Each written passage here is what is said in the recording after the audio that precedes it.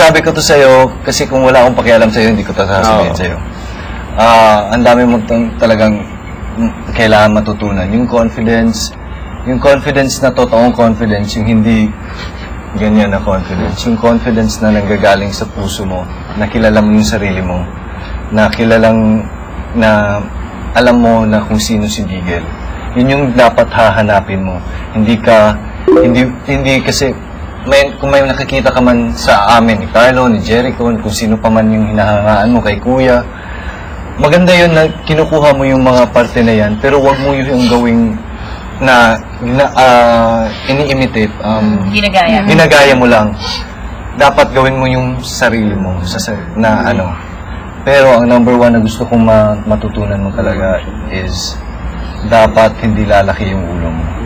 Kasi natatakot ako minsan, nakikita ko na may posibilidad na I'm sure may mga tao dito na mag-agree na minsan nangyayari yun sa'yo.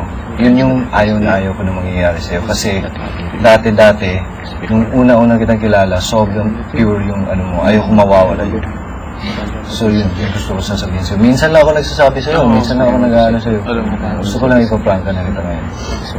Look at your idols, are they big-headed? Tapos, nandito kami kung kailangan mo mag-ano. And, ganun pa. Dapat ka matuto makinig. Kung ano man yung lahat ng mga kailangan matutunan mo sa pagkikinig, sa pag-oobserba ng ibang tao. Dapat mo, makikinig ka lang ng kwento sa ibang tao. Dito sa bahay ni Kuya, yun palaging nagaganap. Palaging pinapagawa ni Kuya na mag-share tayo. Na mag-share sila, Denise, kami lahat, tayo lahat, mag-share ng mga kwento. Makikinig ka lang, ang dami mong matutunan. So, yun, yung pag-pay attention, yun yung number one kung paano ka maging matalino.